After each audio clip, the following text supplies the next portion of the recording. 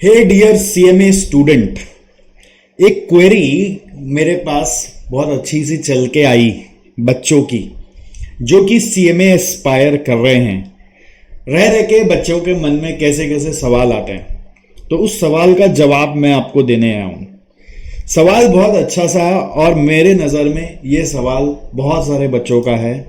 Can an average student do CMA? क्या लगता है आपको? आपके मन में ये सवाल है? Can an average student pass CMA? क्या एक एवरेज बच्चा सीएमए एग्जाम पास कर सकता है? क्या लगता है आपको? क्या लगता है आपको? मेरे पास 100 ऐसे एग्जाम्पल है जिसमें below average student can also pass. How? I will tell you. मेरे पास ऐसे ऐसे बच्चे आए थे जिनको इंग्लिश लिखने में प्रॉब्लम होती थी, क्योंकि वो नॉन इंग्लिश मीडियम से क्लास 12 नहीं, ग्रेजुएशन तक करके आए थे। जिनको मैं जो बोलता था वो समझने में दिक्कत होती थी, उन्होंने एग्जेम्पशन मारा है। जिनके गांव में अपना स्कूल नहीं था, दूसरे गांव में जाकर स्कूल में पढ़ाई करते थे, तो सोचो कितना कम टाइम मिलता था खुद से पढ़ने का, वो सीएमए पास कर सकता है। तो ये आपने अपने लिए एक टैगलाइन बना रखा है कि मैं एक एवरेज स्टूडेंट हूं। अरे आप ये दुनिया वालों से सुन के अपने आप को समझ लिए हो कि तुम ये हो। एक ईगल एक बार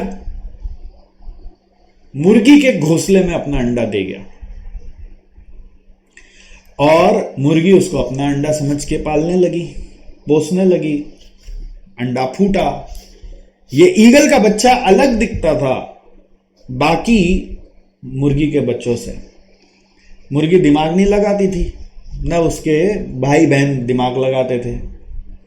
सबको ले जाती, रोज दाना चुगो दाना चुगो, दाना चुगना सिखाती।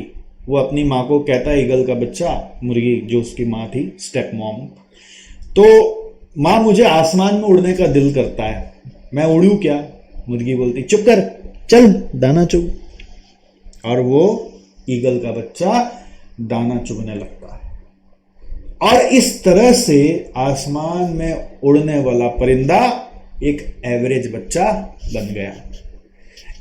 किसने कहा आपको आप एवरेज हो? किसने कहा? ये दुनिया वालों ने आपको कह दिया, आपने मान लिया है। अगर आपको आसमान नापना है, सीएमए पास करना है, तो आप बिल्कुल कर सकते हो।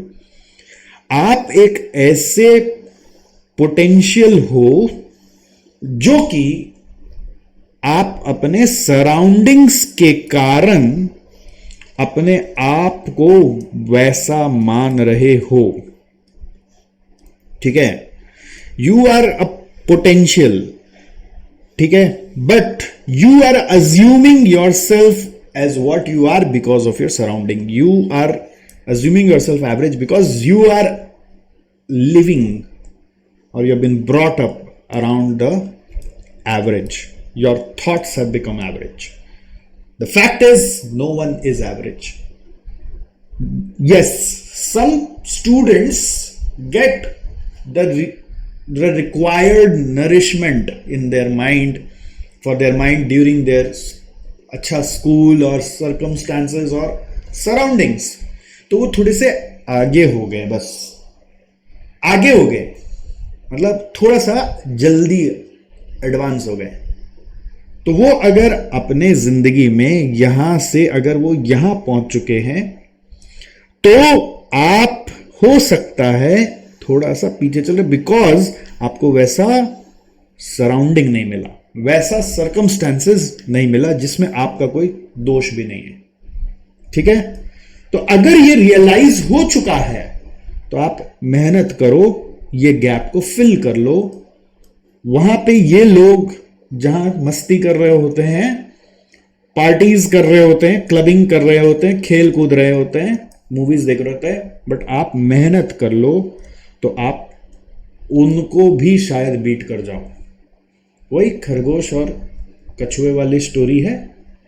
कंसिस्टेंटली मेहनत करो ना, वो अपना टाइम सो के बिता रहा है, आप मेहनत करो। आपको अगर एहसास हो गया कि because of some reasons which were not in your control आप थोड़े से पीछे हो गए, तो उसको स्वीकार करके एक्सेप्ट करके मत बैठो, अपने आप को एडवांस करो। और मैं आपको 4 ऐसे मंत्र दे देता हूं जिसको यदि आप फॉलो कर लोगे तो एवरेज क्या, एवरेज कभी एवरेज बिलो एवरेज, बिलो का बिलो एवरेज बच्चा भी मेहनत और लगन से ये डिग्री को लेके जा सकता है। सबसे पहला ये उसूल को ध्यान रखना। इस चीज को हमने अभी हमारे यहां पर श्योर शॉट नाम का एक बैच है उसमें इंप्लीमेंट किया है। हमारे यहां पर एक हमने बैच बनाया, श्योर शॉट बैच। हो सकता है इसका नाम फ्यूचर में और कुछ बना दे, अभी तो यही नाम है, श्योर शॉट बैच। हालांकि मैं आपको श्योर शॉट बैच नहीं बताने हूं, मैं अभी बताने हूं कि आपका रिक्वायरमेंट्स क्या है। पहला रिक्वायरमेंट्स है कि एक प्लान बनाना पड़ेगा कि मैं कब एग्जाम दूंगा, और उस एग्जाम के लिए अगर आप इंटरमीडिएट दे रहे हो तो 3 महीना पहले, फाइनल दे रहे हो तो 6 महीना पहले आपको अपनी क्लासेस खत्म करनी है। क्लासेस लेनी चाहिए कि नहीं लेनी चाहिए, इसका जवाब देखो, मैं क्लासेस प्रोवाइड करता हूं इसलिए मैं नहीं बोल रहा, बट मैं दिल से अगर मैं क्लासेस नहीं भी प्रोवाइड करता तो भी यही बात बोलता कि क्लासेस लेनी चाहिए, क्योंकि यहां पे आप एक मेंटोर से मिलते हो, एक संस्था से मिलते हो जो कि आपको दिशा दिखा देता है। आप दिशाहीन होते हो तो वो आपको रास्ते पे ले आता है। अब चैलेंज क्या है, ये क्लासेस को खाली आजकल जो ऑनलाइन वर्ल्ड हो गया उसमें खरीदने वाली बात हो गई है, बट खरीदने से नहीं होगा। आपको ऐसी क्लासेस में जाना है जो आपको होल्ड करके यहां से यहां तक लेकर आए। ये हमने श्योर शॉट बैच में इंप्लीमेंट किया है। क्या श्योर शॉट बैच होता है वो बाद में आप कभी आके हमसे समझिएगा, जिसमें हम बच्चों का हाथ पकड़ के पीछे पड़ के उनकी क्लासेस खत्म कराते इस शेड्यूल के हिसाब से। अब क्या होता है, जो एवरेज बच्चा होता है ना, इन जनरल ऐसा रिसर्च में देखा गया है, वो थोड़ी थोड़ी देर में ना उपता जाता है, क्योंकि उसके अब सराउंडिंग्स में वैसा कुछ रहा नहीं कि वो पढ़ाई करे या पढ़ाई में बहुत दिल लगाए, तो वो थोड़ी थोड़ी देर में उपता जाता है और उसको कोई वापस कोई पुश नहीं करता कि वो वापस आके पढ़े, इसलिए उसका ट्रैक बिगड़ जाता है और वो वैसा ही एवरेज रह जाता है। तो इसलिए यहां पर जरूरत होता है ऐसे सिस्टम को अवेल करने का जहां पर आपकी क्लासेस पहले कंप्लीट हो, या फिर खुद से उतना लगन लगाओ कि मुझे खत्म करना है। ये क्लासेस कंप्लीट करने के साथ साथ सेकंड मंत्र कहता है कि what you will do is, the second मंत्र सेज कि इस क्लासेस को करने के साथ साथ आप वीकली टेस्ट्स हर सब चैप्टर का जो भी आप हर हफ्ता पढ़ते हो वो देना स्टार्ट करोगे। बहुत सारी संस्थाएं ऐसी है जैसे जो कैट क्रैक करवाती है, यूपीएससी क्रैक करवाती है, या फिर ये आईआईटी जेई और नीट वगैरह क्रैक कराती है। एकदम एवरेज से एवरेज बच्चों का भी बूम करके रैंक निकलवा देती है। और कैसे होता है पता है, वो होता है एक वीकली टेस्ट के माध्यम से। किसके माध्यम से होता है? वीकली टेस्ट के माध्यम से। तो ये वीकली टेस्ट दोस्तों आपको देना है। ये वीकली टेस्ट बहुत सारी संस्थाएं तो लेती ही नहीं है, बहुत सारे कोचिंग इंस्टीट्यूट लेते नहीं है, उनके पास समय ही नहीं होता। इंडिविजुअल टीचर वहां पढ़ाते हैं तो उनके पास समय नहीं होता। बट हमने श्योर शॉट में इंप्लीमेंट किया हुआ है। हमने बीच बीच में बोलूंगा क्योंकि मुझे बताना है कि हमने आपके लिए क्या तैयारी की हुई है, जिससे कि कोई अपने से जब तक गिव अप ना कर दे तब तक सर्कमस्टेंसेस तो हम ऐसे बना देते हैं कि वो पास कर ही जाएगा। तो वीकली टेस्ट आपको देना है। इससे आपको असेस होता है कि आप जो क्लासेस में सीख रहे हो यहां से यहां तक वो इफेक्टिव था कि नहीं था।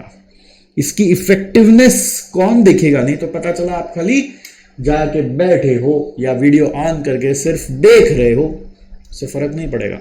वीकली टेस्ट से आपको असेस होगा। तीसरा गुरु मंत्र कह रहा है कि the third thing that you have to do is utilize this 3 months और 6 months फॉर 3 रिविजन्स. कितना रिविजन? 3 बार रिविजन करना है, 3 रिविजन्स करना है. प्रॉब्लम ये होता है कि आप सोचते हो अंदर से एवरेज, बट मानते हो अपने आप को कई बार दूसरों को देखकर अबव एवरेज. अगर अबव एवरेज भी हो तो अपने आप को एवरेज मानो और ये मेहनत करो, 3 रिवीजन करने का सिस्टम डालो, क्योंकि सिलेबस इतना बड़ा होता है ये सब कोर्स में कि एक बार खाली पढ़ने से रिटेन नहीं होता. पहली बार समझ में आता है, बट रिटेन करने के लिए 3 बार रिवीजन लगता है, क्योंकि आपको एक दिन पहले एग्जाम के बहुत बड़ा सिलेबस को कवर करके जाना है. तो 3 रिवीजन इस स्टाइल से होता है कि पहले हम लोग मान लो 4 दिन में करते हैं, तो दूसरा रिवीजन 2 दिन में करते हैं, तीसरा रिवीजन 1 दिन में करते हैं. इस तरह से डिस्ट्रीब्यूशन करके टाइम का अपना 3 रिवीजन्स करते हैं. और हर रिवीजन में कुछ एक नया एक्टिविटी करते हैं, उसमें भी फिर टेस्ट देते हैं. इसमें भी 2 तरह का टेस्ट देते हैं. एक टेस्ट होता है block of chapters test, block test बोलते हैं हम इसको, बीटी. और दूसरा टेस्ट होता है फुल टेस्ट. फुल टेस्ट जिसमें आप पूरा 3 घंटा बैठ के पेपर लिखते हो. इतना टेस्ट देने के बाद ये जो एग्जामिनेशन, नाम इसका नेशन वाइड फैला हुआ है, ग्लोबली फैला हुआ है, एक ग्लोबल लेवल का एग्जाम बन जाता है. एक लोकल एग्जाम, स्कूल जैसा एग्जाम. आपको लगता ही नहीं कि कोई हाई फाई एग्जाम देने जा रहे हैं. That kind of familiarity comes and आपको लगता है बस एग्जाम देने का मैं फॉर्मेलिटी कर रहा हूं, मैं कोई ऐसा कोई डर ही नहीं रहा हूं. पता नहीं मेरा डर खत्म हो गया. मेरे पास अभी हाल में स्टूडेंट्स का मैसेज आता है, सर पता नहीं एग्जाम सामने आ रहा है बट डर खत्म हो गया, मैं क्या सही जा रहा हूं? मैंने उसको कॉन्ग्रेचुलेट किया कि ये तेरा मेहनत का फल है. चौथा, यदि आप इस मंत्र को मान लें तो सब कुछ सफल हो जाता है. हर बीच बीच में गैप्स भी आ जाते हैं, वो कठिनाइयों से भी आप निकल जाते हैं. और वो सिंपल सा है कि आपको ये मानना है कि I can do it, I can do it. अगर आपके अंदर ये आत्मविश्वास आ गया है कि मैं ये कर सकता हूं, तो बाकी सब कुछ, मतलब क्या कहते हैं, अगर तुम किसी चीज को शिद्दत से चाहो तो कायनात तुम्हें उससे मिलाने के लिए जुट जाती है. वो लिटरली होने लग जाता है. But if you start thinking I can not do it, either way you are right, then you will not be able to do it. आप अपने मन से निकाल दो कि I can not do it. अगर आप ये मन में ठान लो कि I can do it, I will do it, I will show everyone that I have done it, then the thing starts changing. You might have to run a little extra than those whom you think are above average. Whom you think. मैं नहीं मानता. मेरे नज़र में हर एक बच्चा बहुत unique होता है. पोटेंशियल, ऊर्जा से भरा हुआ एक पिटारा हो. आप ऊर्जा से भरा हुआ एक पिटारा हो. अरे आपके ऊपर खेल के मोदी जी यार कहां जा रहे हैं, अमेरिका जा रहे हैं, इजिप्ट जा रहे हैं, और पूरा दुनिया को हिला के आ रहे हैं कि हमारा भारतवर्ष अब आत्मनिर्भर भारत तो छोड़ दो, विश्व को अपने निर्भर पे बना लेगा. ऐसा होने वाला है. पूरा वर्ल्ड इंडिया को वेलकम कर रहा है. किसके लिए? आपके लिए. आपकी ऊर्जा बाकी लोग देख पा रहे हैं, दूसरे देश में लोग देख पा रहे हैं, बट अफसोस ये है कि आप अपने आप को एवरेज मान के बैठे हुए हैं. हटा दीजिए वर्ड अपने दिमाग से. ये एवरेज का कॉन्सेप्ट कहाँ से आया? ये ऐसे आया कि आप इन जनरल जिनके आसपास रहते हैं उनका एवरेज होते हैं. अगर आप अपना सराउंडिंग को चेंज कर लें, अपने इंस्टा में, अपने यूट्यूब में, अपने लिंक्डइन में जैसा आप बनना चाहते हैं आप उनको फॉलो कर लें, जो आप दिल से चाह रहे हैं उनके जैसे थॉट्स को अपने अंदर लाना शुरू कर लें, तो आप एवरेज से अबव एवरेज बनना स्टार्ट कर देते हैं. और इसका प्रोसेस बचपन से ही शुरू होता है, ऐसा नहीं है. जब जागो तब सवेरा होता है.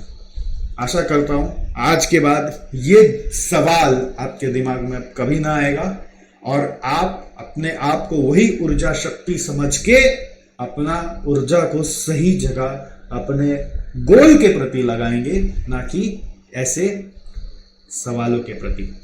Okay guys, all the best and keep achieving, keep doing फोड़ा फोड़ी एंड एंजॉइंग योर लाइफ।